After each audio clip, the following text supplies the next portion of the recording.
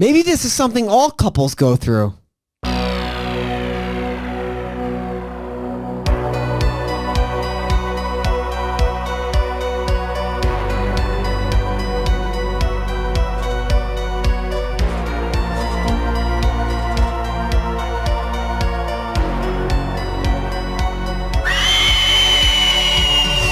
Hello and welcome to the final podcast, the last podcast you will ever listen to. We are the creators of the Spooky Pit, the innovators of the Passion Bump, and we take you down the darkest rabbit holes of all things horror. Welcome, spooky bitches.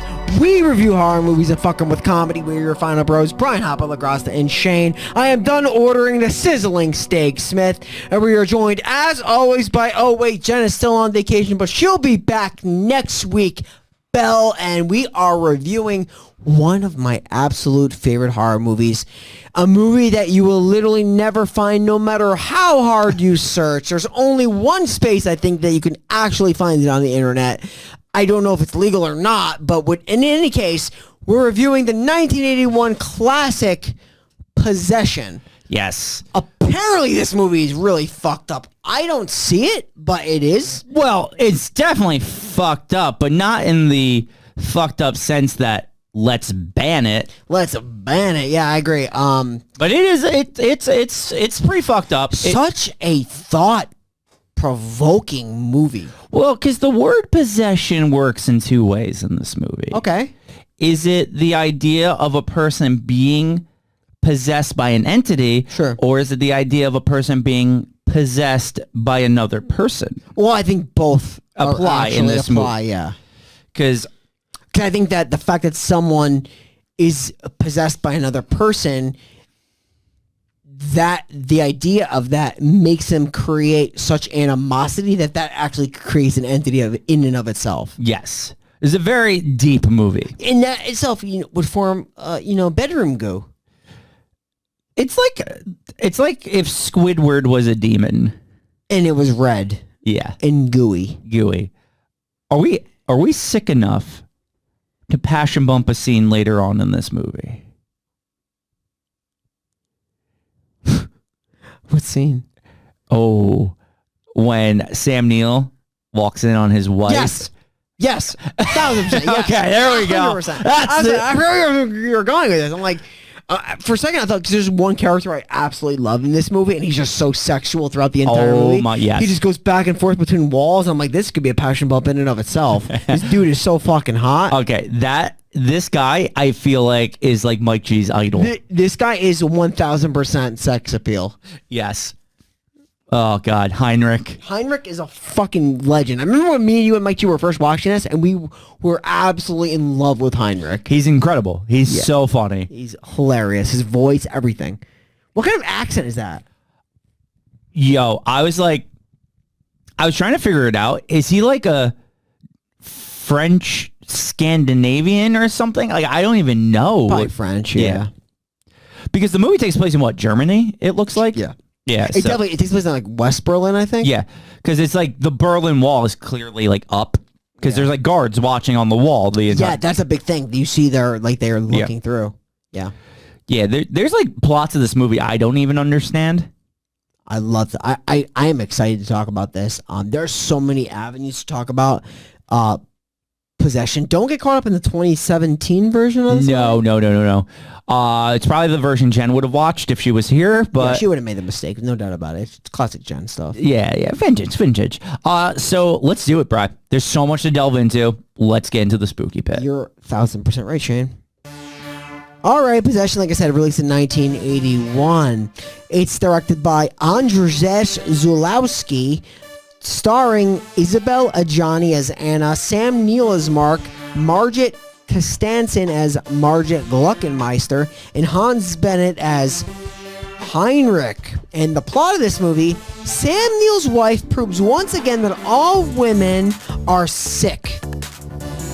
She asks for a divorce, and his suspicion of her adulterous behavior only scratches the surface of how ugly this shit's gonna fucking get. This is gonna get fucking sick. It's gonna get real sick. You actually have no idea. There's like domestic disputes, and then this shit just fucking leaks. Yeah. This movie is very wet. Oh, it's fucking really wet. It's leaky, Shane. It's oozy. It's a wet movie. The movie's gonna pretty much open up with like Sam Neill and his wife like kind of like having a breakup. Is that the exact opener, or is he like, I don't remember if the opener or some, because he does these like contract jobs. He does. They kind of have a breakup talk first, Sure. like at the house, I think it is. Sure. So Then he goes to the job interview. Correct. So like what we do try to do here is with very minimal knowledge. We've seen the movie once. We try to piece it together. He's having domestic disputes with his then wife. They do have a kid named Bob. Yes. And they're having a problem. She wants to get divorced. Yes. And you'll learn why like later on, but they're just not clicking. I think the primary piece is that he's focused on work shit. Yeah. Like he's on contract with his work. Yeah. He's a spy. Yes. What he is. And then he's not spending a lot of time home, and that's kind of like leading her to like exercise other options. Yeah. You catch my drift? But yeah, and then it does flip to a scene where he's like wants to like he finished a job. And he's already telling him like, you gotta find another successor to me. Like I no longer am interested in pursuing. Yeah. It's like I want to get out of here. I'm out of here. They're not going to take that well though. We'll learn later on. Must be good at his job. Yeah. Must be really good. I think that's why the people on the wall are constantly watching him. Yeah, That's what I took it as. I mean, like I don't know what it was like back then, but if it's pretty accurate to what. Maybe they're just like governments are really active in your personal business. Well, that was the thing. It's like I don't know enough about Germany during this time, but they kind of make it almost like the KGB from Russia, like kind of like that's how Germany was, where they're like constantly watching you and making sure you're. I guess so. I know that they have deep voices and sauerkraut. Yes, and bratwurst. Oh, fucking, I can actually really go for a hot dog right now. I'm not gonna lie, I'm really hungry. Dog sounds really good. So. But we got to talk about, well, there is a dead dog in this movie at some point. There is a dead dog in this movie. Yeah. That's correct. Was it a German Shepherd? I hope. Me too. Only. The only dog I don't like. So then we're going to cut to, I'm going to call this scene the tone setter. Because we're going to have a conversation in a restaurant between Sam Neill and his wife. Holy shit. So, wow, he's talking about tone setter. Holy shit. So, yeah, she wants a divorce, and she tells him flat out, like, I'm seeing someone else, pretty much. Like, I'm seeing somebody else. And he takes it well. Oh, yeah. Like, he takes it well, so much so that he leaves the restaurant and he's fine to start a new life. Yeah, he just goes on. He gets back into the spy shop. He divorces his wife, fights for custody, and that's the whole movie. That's it. That's Possession, 1981. Or he starts throwing every chair he can find into the floor and walls. He starts yelling at top decibel, throwing every single table in the restaurant, flipping it over, causing an absolute ruckus and shaming his wife in front of everybody. Yeah. It got so bad, the chefs tackle him. The chefs are the ones that actually stop him. Yeah. You're absolutely right. They have their fucking chef hat. They stop him. They just tackle him, hold him down, and they get him out of there. Like, then he just goes on a bender. This is Sam Neill at his finest. Fucking bending. Like, he is just on, like, heroin or something, just alcoholic. Like, he is just fucking... If there's a drug, he is taking it. Well, when the world needed him most, he was gone. But he did came back, and he came back as the Avatar, the alcohol bender. Yeah. He just bends all kinds of forms of different various types of alcohol. And then he sobers up in like half a second. He does sober up pretty quickly. But bless you. He goes to his house. So I was curious here. Did no one take care of the kid for like 3 weeks? Yes. Nobody. Literally, the kid fended him for himself for, I think, a couple of days. Yeah. I think from what I read, it was like 2 or 3 days the kid was... Fending for himself. Yes. Yeah. Because he gets to the house and the kid's just covered in fucking like chocolate and like... He's eating whatever he could find to survive. Yeah. And then the wife comes in at the same time, and she's like, "Oh, what does she even say?" She's like, "Have you taken care of him or something?" Or like they argue about this like instantly. And this is like fucking crazy because like one thing that before Sam Neill did throw a fucking tantrum at the restaurant, he did say like, "I'm not gonna take care of this kid anymore. It's all you. Like, you're gonna have custody of the kid. I don't want to even like touch this anymore." Yeah. So no one's taking care of the kid. It's a whole travesty. They like get into. They're gonna fight a lot. Like a lot. His whole thing is like, who is this guy? Like, who is he? And he actually pulls this information and finds out who this fucking guy is that she's fucking cheating on him with. Yeah. Well, he's actually going to sleep in bed with his wife that night. And she's going to leave in the middle of the night to go meet. She leaves him a note. Heinrich. Yeah. She's gone to meet Heinrich. Sam Neill is going to go and talk to this Heinrich character. Let's be fair, though. If your wife is leaving you for a Heinrich, do you think you have a shot in hell of getting back with your wife? I would think, so I'm pretty confident. I would think I have a chance until I meet Heinrich, and I'm like, I get it. This guy, you have no chance with. No. Nobody does. No. This man is sleeping with everyone's wives. Yeah. This man is so connected, like literally mind, body, and soul. He's everything. So this man, he's a pillar of the art chain. This guy lives with his mom in like an apartment, and he made that fucking cool. Yeah, exactly. Like he made the living with your mom so fucking artistic and avant-garde. You have to love it. Yeah, he's literally like just. I think the correct terminology is slaying puss. No, this guy is fucking crushing ass. Yeah, and he's definitely crushing this guy's wife's ass. Yes. So Heinrich in Sam Neill's going to try to fight Heinrich here. Bad idea because he gets his ass. The thing about Heinrich is you think he's like a soft guy. No, man's a black belt. You think he's fucking soft because he's got like only one button unhinged and you see his whole chest. And he's an older man. Yeah. But man, you just saw from his like fucking like hot dog leather skin. This guy is fuck Sam Neill up. Dude, literally in like 4 different moves, he fucking makes him gush blood. He beats the shit out of Sam Neill. In like only 4 simple moves, and it's so eloquent. And then he carries Sam Neill out of the apartment. Yeah. Like, wild. He just like beats him up. So Sam Neill, like, now he just doesn't know where his wife is. But that's the interesting part about this movie is you're going to get to know that the timelines of the cheating don't align with what he says or with what Heinrich says. Exactly. She's not been really, like the times that that he thought she was cheating on him, she wasn't with Heinrich either. No.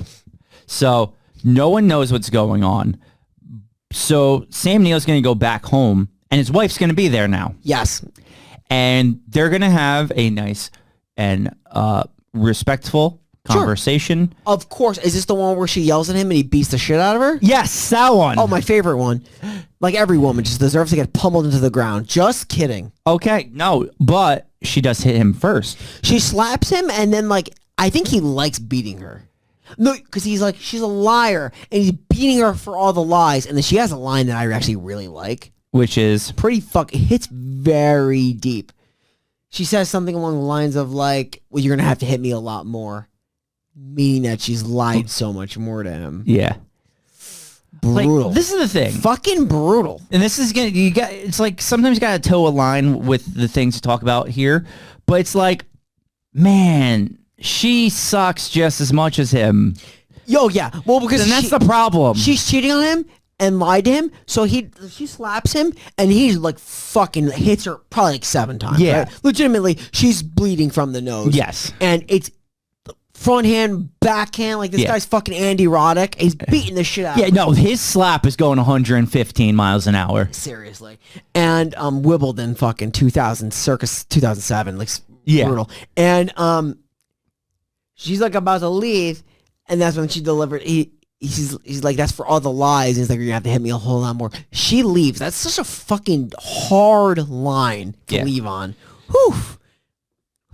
Like, she got the shit kicked out of her, and she won. She fucking won. Yeah. Oh, dude, that line is fucking that. Women always know how to fucking cut. Like men can do whatever they want. They can be more physically daunting and do whatever they want. But women know how to fucking rip a man's balls off. Yeah. Just a fact. With words. Words. With words. Like literally. Women will always win in a fight with men, unfortunately, because men always are kind of like, the idea is like men have to chase women. Women don't have to really do much. So it's like, it's easier for them. But, and I mean, you could beat the shit. I mean, this guy could have OJ'd the fuck out of her, but at the end of the day, she wins. Yeah. Yeah, that's the thing. Like, Sam Neill's not, like, it's a story of two people that just aren't good. But they end up, it's kind of a love story. It is. Because they end up, yes. It's so fucking weird. Yeah, like, I know. We'll talk about it. It's a great movie. Like, it makes you feel so many different emotions as it goes through it. Like, as bad as it gets for Sam Neill, he can't stop the fact that he, like, absolutely loves her. Absolutely needs her. Like, and the thing is, I feel like there's so many times where he's just asking for reasons why, and she doesn't give him any information, and it makes it harder on him.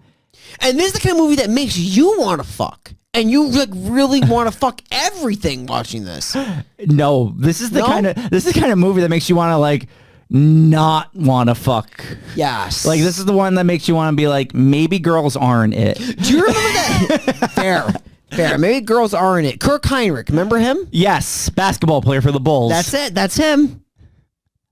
I thought this was going somewhere. No, Berlin, Germany. Oh, yes. Luau Dang? No, he was British. Jerk. He's like the most easiest one. Like, how did I not think of that? How do we not think Clearly, of Dirk? Dirk Nowitzki. Okay, so you know what it is? It's all these delicious Pabst Blue Ribbon hard coffees. We're not even like, dude, they're just fucking good. Yeah, they're just delicious. They're fucking tasty. This is actually where Sam Neill goes out and he goes to the private eye. That's what comes up next. He hires a private eye to look after his wife because he wants to find out more information about her adulterous behaviors. Yes. And he's gonna hire this guy to eventually follow her. She is now we're going to cut back to a scene once again with them at the house though. Yes. First. They're going to have an argument in the kitchen while she is viciously cutting meat. That's right. And she's like putting meat in a grinder. Because he's supposed to get back with her again. Yeah. And they're just yelling at each other. He's like, where did you go? What did you do? Who did you see? She's like, I don't need to fucking tell you everything. If I didn't see Margaret, I didn't see Margaret. He's like, I thought you saw friends. I didn't see friends. Well, you said you saw friends. Well, it doesn't matter. I saw different friends. Yeah. That's actually spot on. She's like a best friend, like Margaret. Margaret. I think it's Margaret or Margit or something. Margaret. Yeah, she's the person like watches their kid. Yeah. Whenever they need like a sitter. Yeah, and it's like that thing. It's like I almost understand Sam Neill if he wasn't a possessive asshole. That like, oh, he's a fucking possessive asshole. But it's like, she does constantly lie to him. Oh, she lies to him. Which kind of makes it tougher for, like, like, because if you put yourself in a situation and your wife is always lying about where she's going, that's kind of sus. I mean, it's toxic on both. Yeah, exactly. It's fucking terrible. So she, like, the whole time I'm watching this scene, I'm like, man, she's going to, like, snap and cut him. She just starts carving her throat. Yeah. Her neck, not her throat. With this, like, it's electric carver, yeah. Electric carver, and then she's bleeding, and then he puts like the wrap around her neck, and then he's like, you know what? Let me just like cut myself a couple of times. Try this out. See how this works. Yeah, this is it's so sick. I get it though. Look, Shane, you know, like my girlfriend cheats on me all the time. She's literally like always cheating on me, and I'm just taking a beating, and I'm like, yo, what the fuck? Like, honestly, like you're hanging out with your friends, I hang out with my friends, but like sometimes my friends could be your friends could be my friends, but like, why are you cheating on me? That was deep. That was a lot. I think I should stay out of that one. Do you believe what I said? No. Okay, me neither. Good. We'll keep it. Yeah. Sure. That was dark. Yeah. So if we're ranking the hottest women in this movie, we got Helen. yes, and we have that's the teacher, right? It's the teacher who is also the same actress that plays the main character. Yeah, and so that was the thing, and because I was going to say, I think I have a theory about that at the end of this movie. It's probably the same theory I have. Okay. I hope. Maybe. We'll Yes. see. All right. Good. see. Good. Well, we could talk about that. The Sam Neill goes to the school to pick up his son, and that's when he meets Helen, the teacher. Helen is hotter than his wife. It's the same actress. It's the same hour, but she's it's the better way she looking. wears her hair. It's also the fact that his wife wears the same blue dress in every scene in the movie. That's fair. The green eyes and the way she wears her hair, the lighter hair color and the way it's brushed is definitely better than the black straight hair of his wife. Yes, yes. The way a woman wears her hair changes a lot, even if it's the same exact woman.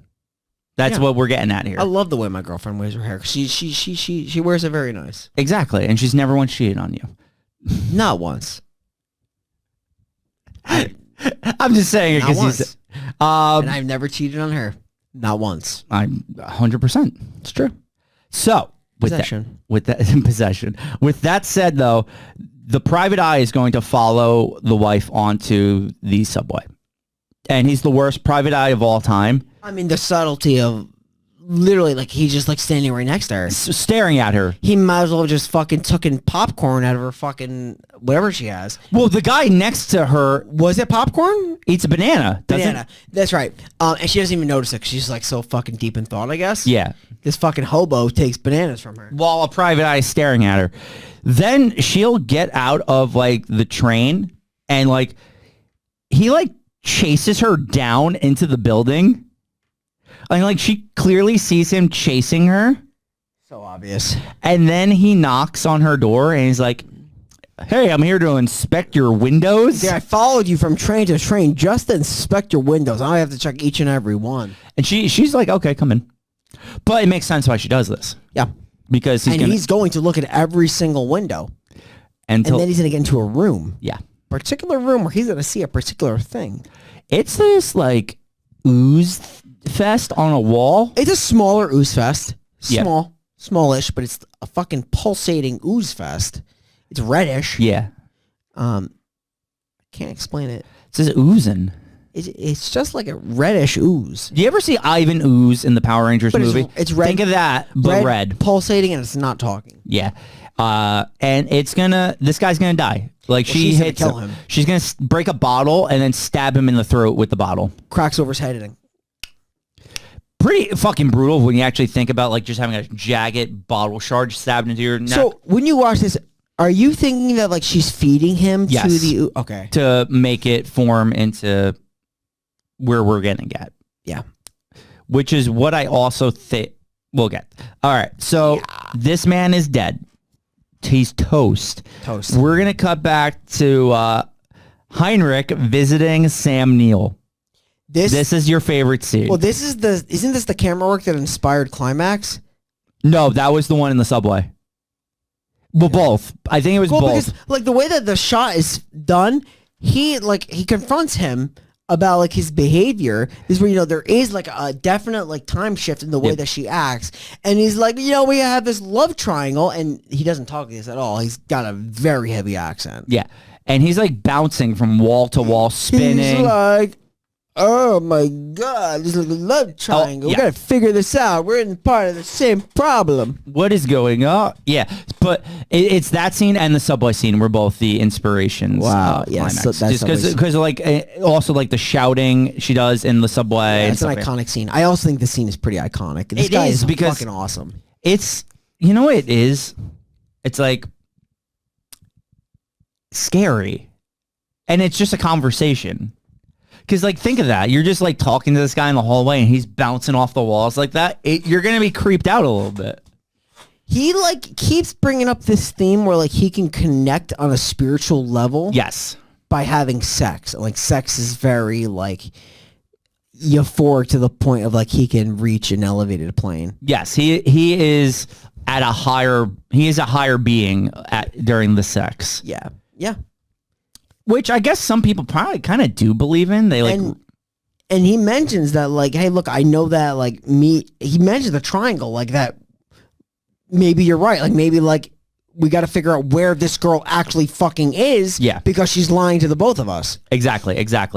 Also, while this is happening, it's a good thing to mention the teacher is in the other room with the son right now. She is taking care of the son, Helen. Yes, because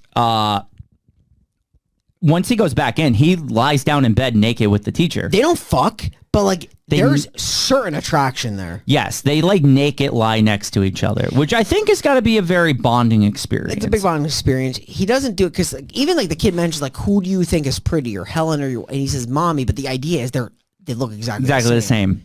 And it's also a lie. Helen is better looking. It's not even close. Yeah, she wears her hair way better as Helen. Exactly. Oh, and her clothes are just better. She's not in a constantly blue the dress? same blue dress. You know what it is? The blue dress not even bad. I just got tired of seeing it constantly. Sure. So then we're going to go to Sam Neill meeting the head of the private eye. And he's like, have you heard from him? He's missing. I don't know where he is. And the reason why I'm asking so much is because I live with that private eye. Yeah. So we got a very inclusive gay couple, I'm assuming. I'm assuming they're gay. Yeah, that's what I took from too, just because of his reaction when he goes. So Sam Neill's going to give him the address of where that private eye went to look for his wife, and he's going to go there. He's going to look around, and he's going to find an ooze fest. He's going to find body parts in the fridge. No, he doesn't find the body parts in the fridge. But the ooze gets bigger. It is bigger. Seriously bigger. It's on the bed now, right? Yes. And he sees his dead detective next to the ooze fest. She shoots him? She shoots him twice. Yeah. She takes his gun from him because he like freaks out, and she shoots him twice. And I mean, not every day you expect to find like an ooze fest like that. No. And this is where she leaves and goes to the subway. And it's her holding her groceries. This happens so like out of nowhere. Yeah. So one thing I guess, like, I don't know if we've painted the picture enough, but like all the dialogue between the wife and Sam Neill is shouting. They always are screaming at each other and like very loudly. So like, and she's always like twitchy. She's very twitchy throughout the whole movie. She's always like jerky motions and like she's tweaking. So when she's in the subway, she just starts screaming and moving sporadically and starts slamming her groceries and milk into the wall. And you see the white everywhere, all over the place. And then like she screams, bro. She screams, and yells and grunts and like there's nobody in there but her. No, but it's like just like full on like anguish, yelling, getting out everything. I feel like she's just like fucking going nuts, and you're thinking like, is she being possessed by the thing in her room? She's feeding the thing in her room. Are they in concert together? Like, what's the idea? Because clearly this is like, you're thinking she's not acting on her own accord. No one just acts like this. But then she like sits down, and at first it just looks like the milk is leaking from under her from the bag. You would think, and you're like, at this point, I wish she was sitting on my face. Sure. Not at this point. So no, not at this point. Oh, because I was saying maybe you'd want her to sit on your face at this point. Not at this point, because then she starts leaking red. Yeah. And then she starts leaking green. What about when she leaks white? Yeah, that's what I said. That comes out too. Yeah. And at first I thought the white was the milk from the wall, and then it's not. This is considered a miscarriage. It is, right? So is she miscarriaging a demon? I have to assume. Right. Because, yeah, it's not great. I mean, there's some kind of like weird like symbiosis between her and the thing that she's creating. Right. Manifesting, I guess the better word, in the room. And she miscarriages this demon It's thing. Disgusting. All the liquids forming into one super liquid. But it makes sense, 'cause if you look at that fucking thing, it's reddish and greenish. Yeah, no, it does. It's gross. So Heinrich is going to be the next person, right, to go to... And it kind of makes sense because, like, we will explain later, they get all sexual, so maybe, like, she's got, like, a fucking goo baby in her. Yeah. So Heinrich's going to go to the apartment. He's going. And he's going to see the fucking demon in the apartment. He's going to see body parts in the fridge. Mm-hmm. And what's her Anna, right? Is her name? Yeah. She's gonna stab him with a fucking butcher's knife in the shoulder. He eats it. Eats it. This guy's fucking badass. Just gets the fuck out of there, runs to the nearest payphone, and calls Sam Neill. He's like, "Yo, I need your help. I'll explain it at the bar." So Sam Neill's gonna go there, and this is like Sam Neill, his character. He doesn't like this guy. No, because he cheated on his wife. But like, there is the idea that like this guy's also being potentially fucked over by her. Yeah. But what he does is he meets up with him, and they go to the bathroom, and he fucking takes him into the stall, tells him everything that happened. Yeah. Like what he saw in the room, and like about Anna, and they have to help her, and he only wants to help her, and that they both need to help her. But instead, Samuel basically takes the top of the toilet bowl and rocks him over the head with it. Yes, and then drowns him in the toilets. Literally leaves him there. Yeah. Face front in the toilet. And flushes. And flushes. So Heinrich is sadly just killed here. So Sam Neill then goes to the apartment after Heinrich had told him all this, and he sees like the bodies right on the floor, and he sees all that. And Sam does like the rational thing and blows the apartment up. He's going. So the deal is, he sees the bodies. He wants to. At the end of the day, he's still in love with his fucking wife. He's trying to protect her. Yeah. More than anything else. Yeah. It's like Sam Neill. It's fucking simp. I can't explain it. Like, he's fucking in love with her, no matter how hard she's fucking trying to push him away. I know. Like, they've been married a long time, I would assume, based off of everything. So it's got to be a hard thing. But I think it's almost... It comes to the point that it's almost not the love that's driving him. It's the loss of possessing her. Yeah. Which is what goes well with the... Because he can be away and still have her. Like, exactly. When he's being and like, since he doesn't have that anymore, that's what drives him more than anything almost. Yeah. Yeah. Look at us getting all deep and philosophical. Control over it. Yeah. I mean, the possession piece is important. Very, very.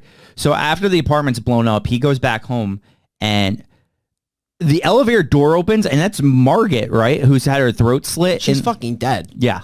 He dead. And obviously now it's like my fucking wife is like killing fucking her friend. Yeah. The wife is just on a spree now. The wife is a serial killer at this point. She's got 3. And like Samuel, I think at this point has seen the ooze. No, he's gonna go upstairs and see the ooze. I'm trying to remember. When does he walk in on the wife? Yes, and that's coming up, right? It's soon. If not now, it's very no. soon. It is. It's coming up now. Yeah. So he sees that. Then Sam Neill goes up into his apartment, and that's when he sees it for the first time. There's the creature with its tentacles wrapped around the wife, and they are going at it. Passion bump. Passion bump. Passion bump. You ever get fucked by ooze? So this is the thing. If you ever wanted to see demon ooze, the son of Cthulhu having sex, because like it has Cthulhu like tentacles coming out of it now. Tendrils. It's fucking gross because she's just having sex with this red-green ooze. Ugh. And he's like watching like... And she's like almost, meaning that this thing is almost complete. Yeah. Like, I don't know if he caught that, but like that's what she say, yeah. She said almost twice.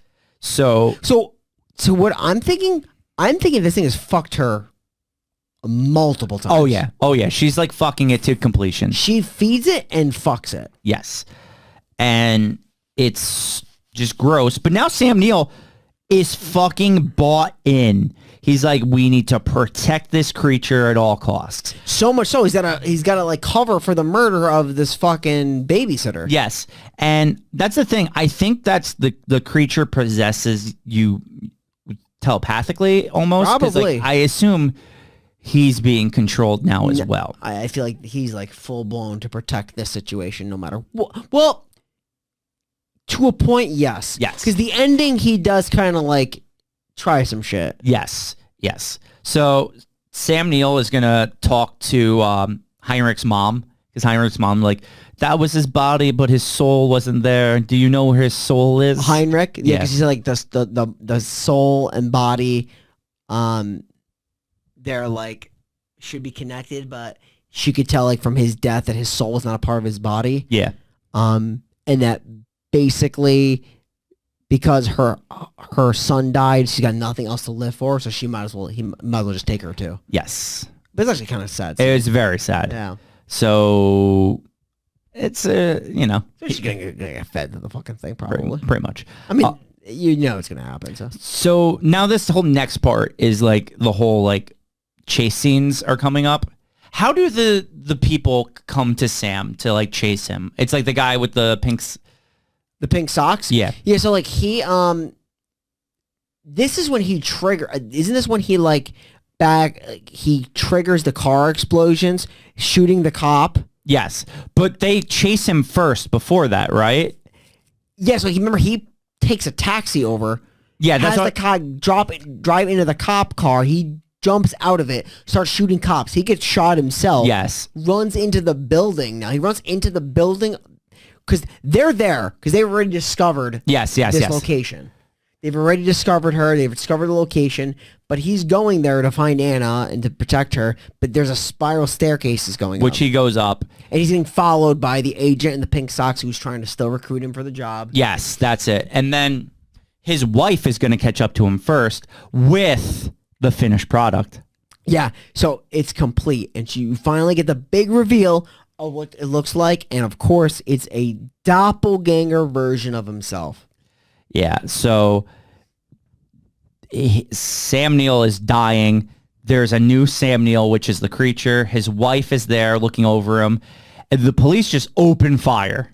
Awesome. And they fucking just drill the wife and the regular Mark, a.k.a. Sam Neill. Yeah. And while the doppelganger is getting shot, is completely unaffected by the bullets. Yes, the bullets, little did they know bullets do not affect him. The idea of the doppelganger, we'll get into more detail, is that it's a more perfected version of the original Mark. Yes. So the doppelganger is just going to leave.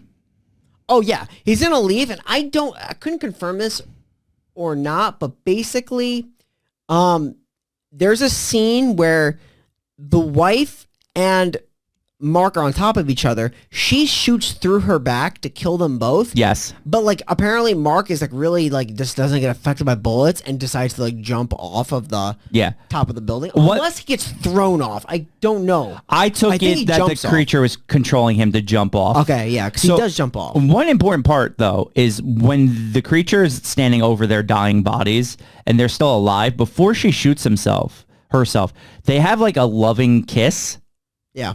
like that they had finally gotten back together. Yes. in, like right before death. And it's really fucking dark It is. because after she shoots herself and she dies, Mark just jumps off the top and kills himself. Yeah. And so the police would think the whole thing's over. But it's not. It's not. And I don't know, the music is fucking crazy good. Yeah, The music's lit. fantastic. Because they're going to cut now to little Bobby, who is just seeing nothing but horrific violence between his parents. Left home alone, just horrible. He's there being babysit by the teacher when the doorbell rings. And he's like, don't open the door. Don't open the door. Don't open the door. It's like, it looks like your daddy. Oh, no, don't open the door. Don't open the door. It's like he senses it. Like, don't open the door. Yeah. He senses, I guess, the malevolence about this version of his father. Like, he senses it. How bad it is. So Bobby literally runs upstairs and drowns himself in a tub. Yeah. It's so dark. Very. And then you see the teacher go to the door and you just see through a glass screen, like the arms moving back and forth like this, like it is a creature behind the door. Yeah. And you see, like, zooms into her face. Because she, like, is, like, literally, like, herself is a more perfect version of Anna. Which is why I was going to say, is the teacher a creature as well? Could be. Because I almost took it like they were both They're manifesting. Yeah. The whole idea is this movie is like they created manifestations of the perfect version of their wife or husband. Yes. Yeah. So I would agree with like a creature or a creature. Like She is a more perfect version of the wife. of Anna. And he is now the perfect version of himself. Absolutely. And now they don't have a son, so they could just be happy and actually save money. Yep. Too dark?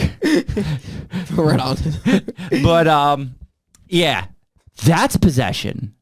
It is, like, just insanity from top to bottom. Once they have that initial fight in the cafeteria, or restaurant, I mean, they just constantly up their fighting to physical violence and just death. What I would say is that Sam Neill, and I have the actress here, I gotta, like, she's fucking incredible, dude. Oh, my God. Gotta give her just dessert. She's fucking amazing. I'm looking up here. Her name is Isabel and Johnny. Fantastic. Both of them. Both of their chemistry on screen is electric. Yeah.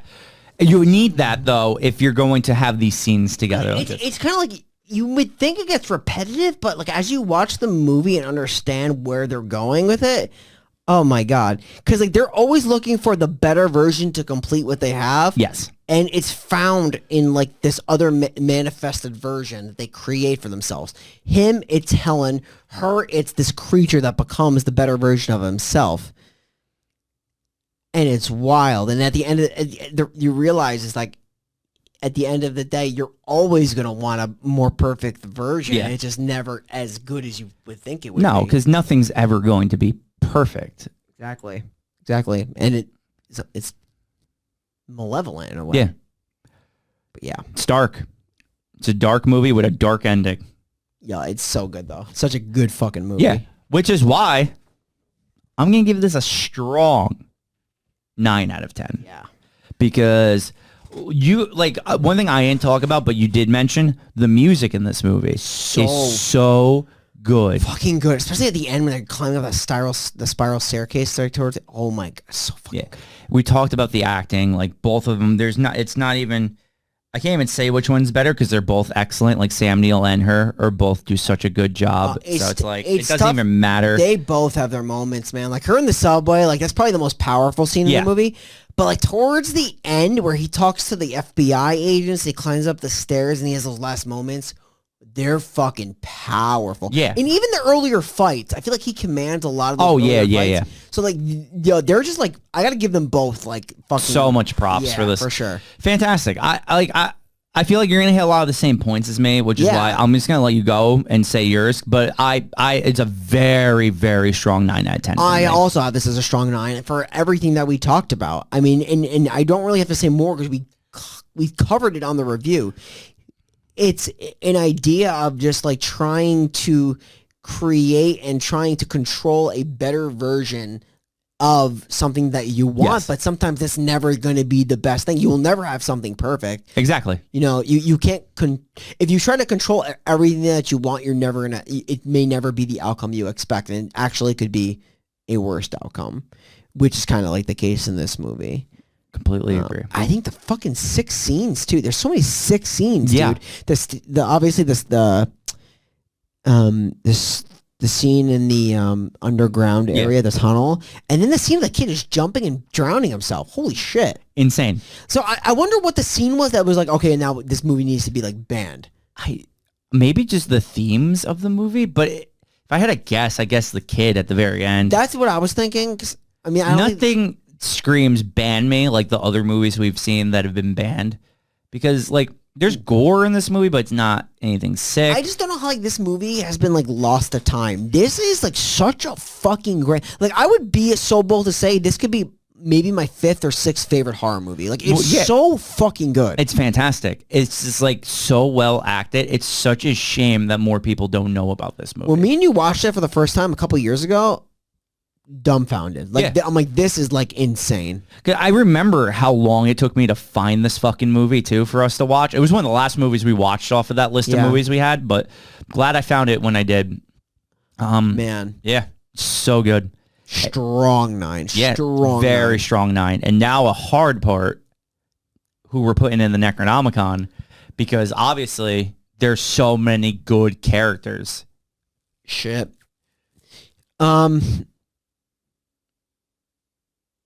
Yeesh. Yeah. You have the husband. You have the wife. I have Heinrich. You have Heinrich. Oh, I gotta go with the kid. Mm. Bro, the kid's fucking crazy. Yeah. No, so like both of those are really powerful, and you technically know the doppelgangers of both. Yes. I'm going with the kid. It just fucking It's shocked dark. me, It's bro. dark. It shocked me. It was dark. The kid knows that through the toxicity of the relationship they created, and right now there's a coexistence of two parents created out of basically falsities. Yeah. Well, that's the thing. I was reading up, and it's like the kid is screaming, "Don't open the door! Don't open the door! Don't open the door!" Because he senses how bad the relationship is, and he doesn't want it to continue. So he like kind of takes himself out of the situation, so he doesn't have to keep living through it, which makes it even darker. It's like a symbol of like really, really bad like kids that go through divorce. And Yes, stuff. exactly. Yeah, I'm with it. I'm actually with it. I'm gonna go with the kid. Yeah, Yeah, let's do it's it. It's like a generation like fucking problem. Yeah. That kid just kind of like symbolizes. Wild. All right. So, Bobby, we've seen some shit. We've seen kids tortured in Italian concentration camps and forced to eat shit and all this other stuff. And you may have had it worse. You were mistreated, left alone, watched your parents slap each other and beat each other and cut each other and powder each other's tits. Yeah, it's just so much that you had to drown yourself and cause this movie to not be seen by anyone. And the kid just like hit the tub and just stayed there. Yeah, like because you have to have the willpower not to flip over and not drown yourself. Which I feel like is almost a guarantee. Yeah. So we have to just honor you in the Necronomicon. Because that was fucking sick. It's fucking sick, dude.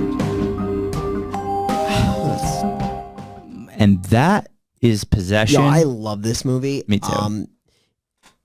Can't tell you where to watch it, but try to find it because it's impossible. Yeah. Let's get light.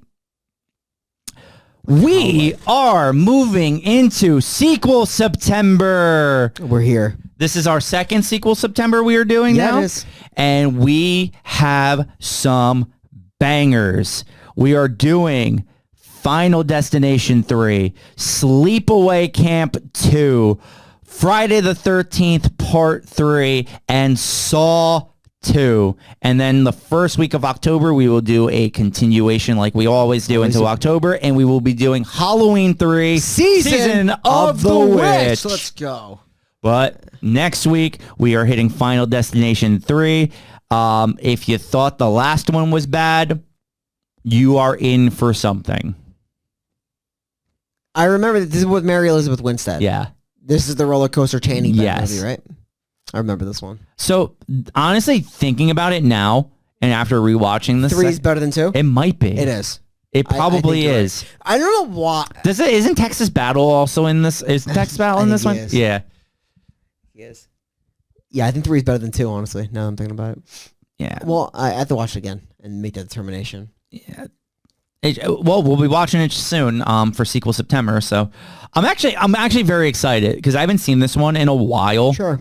I know for a fact it's definitely better than 4. 4 Yes. is bad. Yeah. 4's the racetrack one. Yes, I remember that. This is like one series where you know for certain the first one is far way better than the other. Yes. It's a hard act to follow. Yeah. The second one, we talked about it. It had its moments, but for me, it just wasn't as good as it. Yeah. I remember it being better as a kid.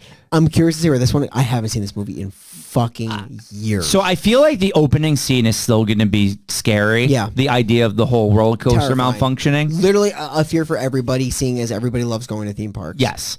But I'm curious how the rest of the acting in the movie holds up because I think that was our biggest problem with the second one was some of the acting was pretty, like the stoner guy and like The fucking dude from Jonathan Cherry, the guy from House of Dead. Yeah. So I'm very excited to get into sequel September. It's one of my favorite.